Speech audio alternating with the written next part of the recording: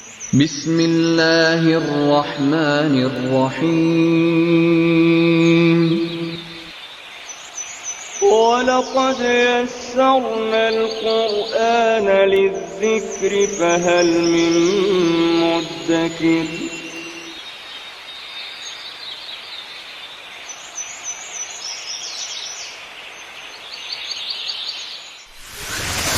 ألف باء تاء ثاء جيم حاء خاء دال ذال راء زاي سين شين. اعوذ باللہ من الشیطان الرجیم بسم اللہ الرحمن الرحیم الحمدللہ. ہمارے مکمل قرآن پاک کا ترجمہ اور مختصر تشریح کے اسباق شروع ہیں.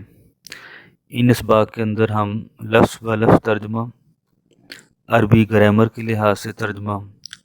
لفظی اور اصطلاحی معانی اور با محاورہ ترجمہ تفصیل سے پڑھیں گے انشاءاللہ. مزید قرآن پاک کے اندر مترادف الفاظ کی تعریف اور تشریح خاص طور پر سیکھیں گے. مثلا رحمان اور رحیم میں کیا فرق ہے، تدبر اور تفکر میں کیا فرق ہے، شعور اور جاننا میں کیا فرق ہے، قرآن پاک میں ظالم سے کیا مراد ہے، شک، ریب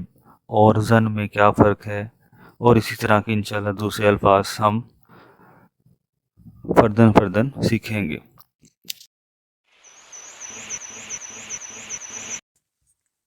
اعوذ باللہ من الشیطان الرجیم بسم اللہ الرحمن الرحیم. ان الذین آمنوا والذین ہادوا والنصارى والصابئین من آمن باللہ والیوم الآخر وعمل صالحا فلهم اجرهم عند ربهم ولا خوف علیہم ولا هم يحزنون. ان الذین آمنوا، بے شک وہ سب لوگ جو ایمان لائے، والذین ہادوا، وہ سب لوگ جو یہودی ہوئے، والنصارى، اور وہ سب لوگ جو عیسائی ہوئے، والصابئین، اور وہ سب لوگ جو ستارہ پرست ہوئے. من آمن باللہ، جو کوئی ایمان لائے اللہ پر، والیوم الآخر، اور آخرت کے دن پر، وعمل صالحا، اور عمل کرے اچھے، فلہم اجرہم عند ربہم، پس ان سب کے لیے ہے ان سب کا اجر، عند ربہم، ان کے رب کے پاس، ولا خوف علیہم ولا هم یحزنون، نہ ان کے اوپر کوئی خوف ہوگا نہ وہ سب غمگین ہوں گے. یہاں پہ اس آیت کے اندر جو ہے وہ اللہ تعالیٰ کی طرف سے ایک رحمت کے انداز میں سب کے لیے ایک کھلی جو ہے وہ پیشکش ہے کہ اگر کوئی بھی کسی بھی مذہب کا بندہ ہے، وہ یہودی ہو، وہ نصرانی ہو، وہ صابی ہو. صابی کہتے ہیں، بعض تفاسیر میں لکھا ہے کہ شرک جو کرتا ہے اس طرح کہ وہ ستاروں کو پوجتا ہے. ہمیں معلوم ہے کہ کچھ لوگ جو ہیں وہ جو ہے سورج کی پوجا کرتے ہیں، کوئی ستاروں کی پوجا کرتے ہیں، کوئی آگ کی پوجا کرتے ہیں، کوئی بندر کی پوجا کرتے ہیں، کوئی درختوں کی پوجا کرتے ہیں. تو شیطان نے جو ہے نعوذ باللہ سب کو شرک کے اوپر جو ہے وہ لگایا ہوا ہے. تو صابی کچھ تفاسیر میں لکھا ہے کہ ستارہ پرست کو کہتے ہیں، اور کچھ کا قول یہ ہے کہ اہل کتاب کے علاوہ جو بھی شرک کی قسم ہے وہ سارے کے سارے جو ہیں وہ، یعنی یہودی اور عیسائی کے علاوہ جتنے بھی لوگ ہیں وہ ان کا مذہب صابی کہلائے گا. تو سب کے لیے جو کھلی پیشکش اللہ تعالیٰ کی طرف سے یہ ہے کہ اگر تو وہ ایمان لائے تو وہ بہت ہی اچھی بات ہے، اور اگر وہ یہودی ہو یا نصرانی یعنی عیسائی ہو اور کسی بھی اور مذہب کا یعنی صابی ہو، تو جو بھی اللہ پر ایمان لائے گا، یعنی اللہ کے اوپر ایمان اس طرح لائے کہ اللہ کو ایک مانے، والیوم الآخری، اور آخرت کے دن کو بھی مانے، وعمل صالحا، اور عمل کرے اچھے. عمل اچھے سے مراد یہ ہے کہ جو اللہ کی نظر میں اچھے ہیں، اللہ کے رسول علیہ الصلوۃ والسلام کی نظر میں اچھے ہیں، وہ والے عمل کرے. تو فلہم اجرہم عند ربہم، تو ظاہر ہے کہ جب وہ اللہ کو ایک مانے گا اور حضور علیہ الصلوۃ والسلام اور اللہ تعالیٰ کے احکامات جو ہیں ان کو مانے گا، تو یقینی طور پر وہ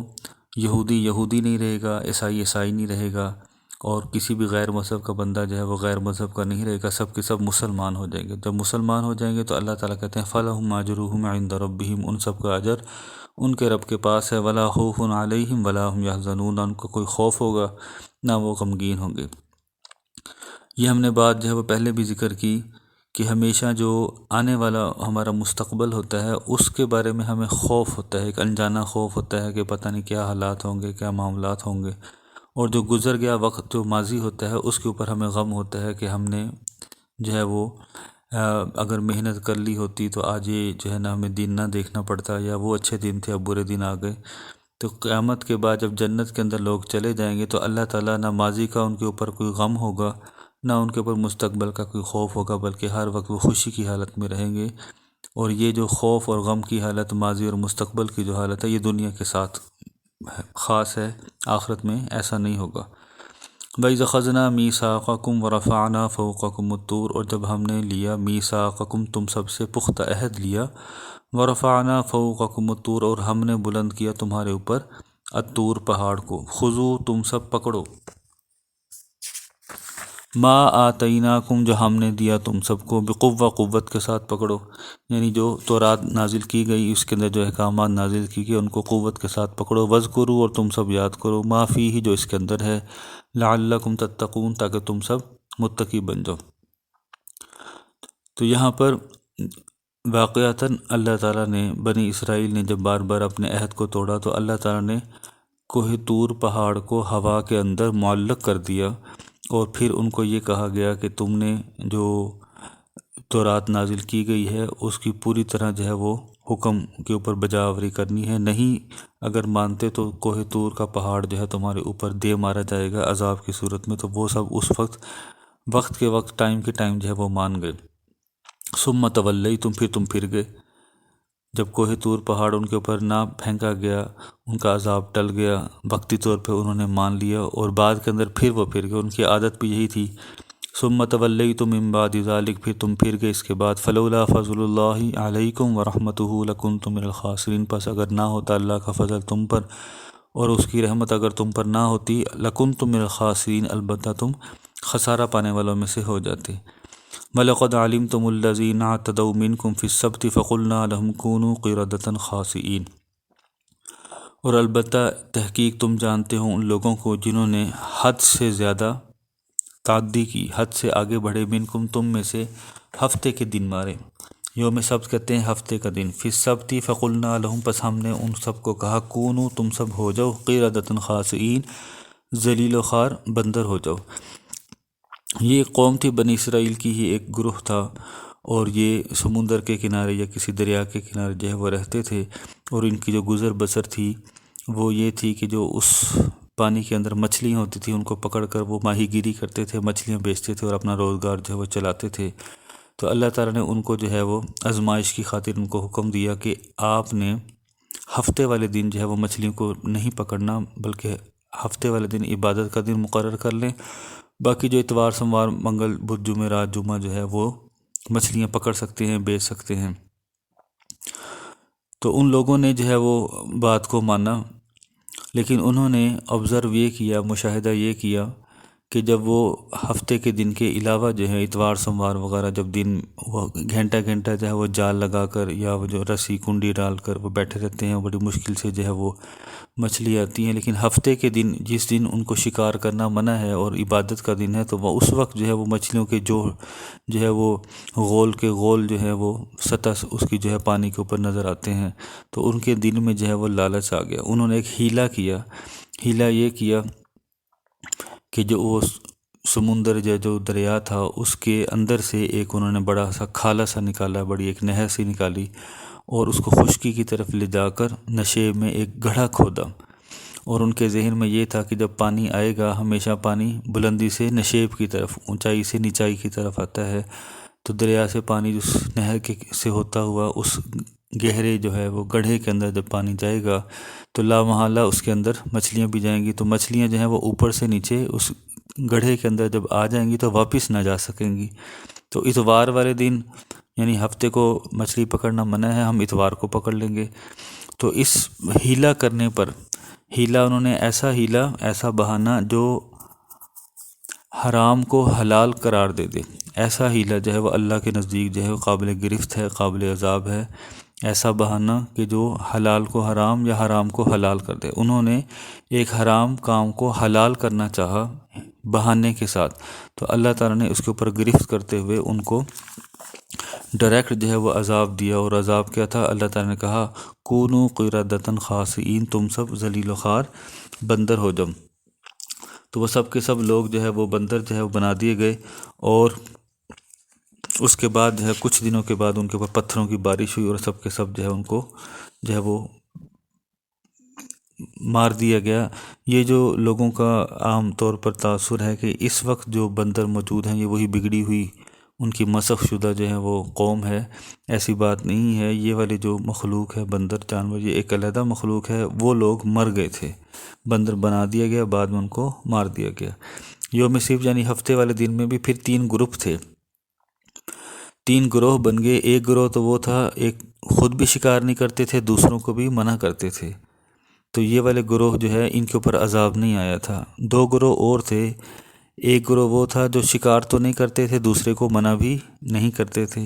اور ایک وہ تھا جو شکار کرتے تھے۔ تو آخری جو 2 گروہ تھے ان کے اوپر عذاب آیا اور سب ذلیل و خوار بندر ہوئے، اور 3 دن کے بعد سب کے سب کو اللہ تعالیٰ کی طرف سے جو ہے وہ مار دیا گیا، پتھروں کی ان کے اوپر بارش ہوئی۔ آگے آیا تھا فجعلناها نکالا لما بین یدیہا، پس ہم نے بنایا ان کو نکالا، عبرت بنا دیا، لما بین یدیہا جو اس وقت ان کے سامنے موجود تھے، وما خلفہا جو ان کے پیچھے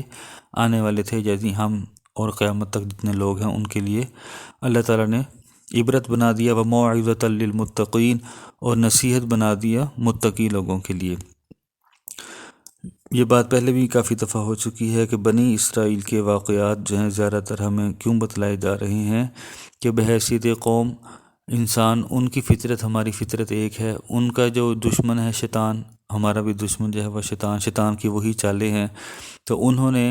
شیطان کے بہکانے اور پھسلانے سے جو جو غلط حرکتیں کی، ہمیں بنیادی طور پر اشارتاً بتایا جا رہا ہے کہ آپ نے وہ حرکتیں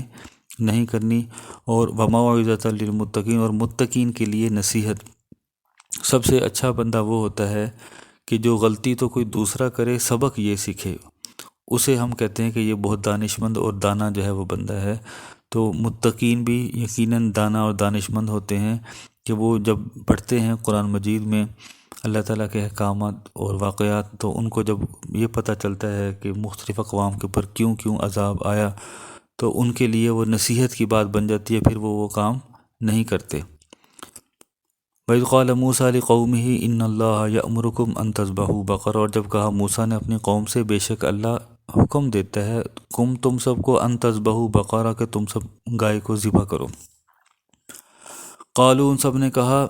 یعنی قوم والوں نے کہا، اتتخذنا ہزوا،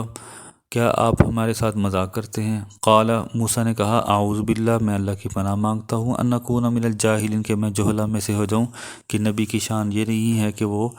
اللہ تعالیٰ کی طرف ایسی بات منسوب کرے جو اللہ تعالیٰ نے نہیں کی، یا وہ مذاق کرے۔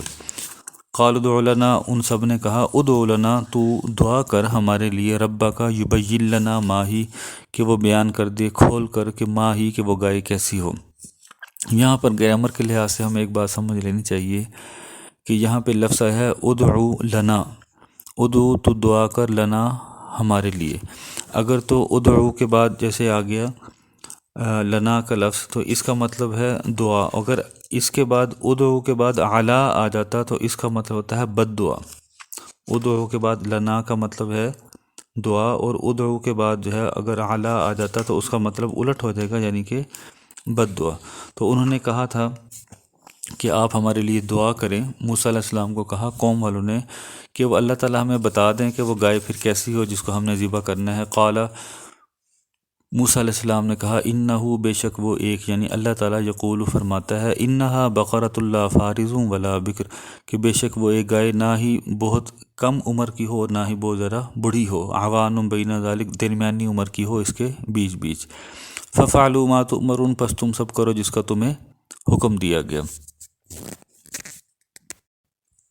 قالوا ادع لنا ربک یبین لنا ما لونھا، ان سب قوم والوں نے کہا تو دعا کر لنا ہمارے لیے، کس کو کہہ رہے ہیں؟ موسیٰ علیہ السلام کو کہہ رہے ہیں کہ آپ دعا کریں ہمارے لیے، ربا کا اپنے رب سے، یبین لنا ما لونھا وہ بیان کر دے ہمارے لیے کہ اس گائے کا رنگ جو ہے کلر کیسا ہو۔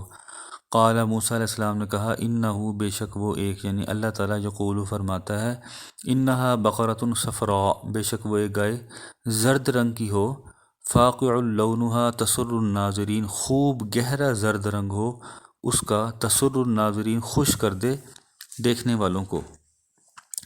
قالوا ادع لنا ربک یبین لنا ما ہی ان البقرۃ تشابہ علینا، ان سب نے کہا تو دعا کر ہمارے لیے اپنے رب سے کہ وہ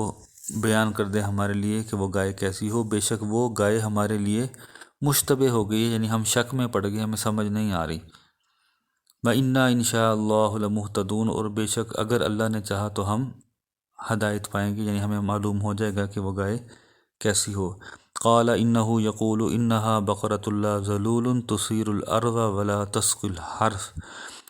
موسیٰ علیہ السلام نے کہا بے شک وہ ایک، یعنی اللہ تعالیٰ یقول فرماتا ہے، انہا بقرہ بے شک وہ ایک گائے، لا ذلول نہ محنت کرنے والی ہو، تثیر الارض کہ زمین میں ہل چلاتی ہو، ولا تسقی الحرث نہ وہ کھیت کو پانی لگاتی ہو، یعنی کہ راہٹ وغیرہ جیسے پرانے زمانے میں چلتے تھے تو وہ کھیتی کو پانی بھی نہ دیتی ہو، مسلمۃ لا شیاۃ فیہا صحیح سلامت ہو، اس کے اندر کوئی داغ نہ ہو۔ قالوا الآن جئت بالحق، ان سب نے کہا الآن یعنی اب، جئت تو آیا بالحق حق کے ساتھ، فذبحوها پس ان سب نے ذبح کیا ہا اس گائے کو، وما کادوا یفعلون اور نہ تھے وہ ایسا کرتے لگتے۔